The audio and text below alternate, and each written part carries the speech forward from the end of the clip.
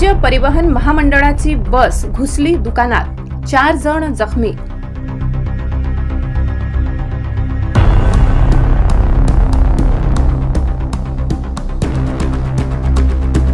नवापूर बसस्थानक परिसरात नेहमीप्रमाणे 12 ते 12:30 दरम्यान नवापूर भोमदीपाडा MH14 BT 2114 ही बस उभी होती। त्या बसमध्ये विद्यार्थी बसले होते। उभी बस अचानक सुरू होऊन ती थेट बसस्थानकासमोर असलेल्या A1 पान दुकान व पाणी बॉटल दुकानात घुसून दुकानाचे मोठे नुकसान झाले। यामध्ये दुकान मालक एकनाथ मोरे व दुकान मालक पठाण स्टिलिना गणेश गावित वय 8 वर्ष राहणार रायंगण आदर्श प्राथमिक विद्यालय येथील 2ऱ्या वर्गातील शिकणारी मुलगी तर सोनाली अनित गावित वय 13 वर्ष राहणार रायंगण सार्वजनिक हायस्कूल वर्ग 6वीला शिकणारी विद्यार्थिनी या दोघीही अपघातात जखमी झाल्या।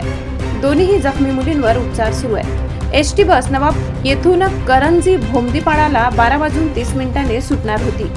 बेकाबू बसला खासगी वाहनाचा चालक रोहिदास खैरनार, बसस्थानक परिसरातील ट्रॅफिक पोलीस विकी वाघ, जितेंद्र कोहणी यांनी आपल्या जीवाची पर्वा न करता बसमध्ये चढून बसचा ब्रेक दाबून बस थांबवली, अन्यथा मोठा अनर्थ झाला असता। त्यानंतर पोलिसांनी घटनास्थळी धाव घेऊन परिस्थिती नियंत्रणात आणली।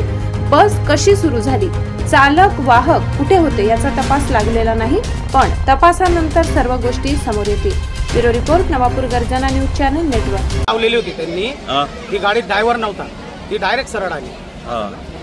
गाडीमध्ये ड्रायव्हरच नव्हता गाडीमध्ये, आणि त्यांनी काय हँड ब्रेक वगैरे खेचलं नसेल, त्यामुळे ती गाडी पुढे निघाली। बिगर ड्रायव्हरची गाडी आली चालत, उतार असल्यामुळे ती सरळ निघाली।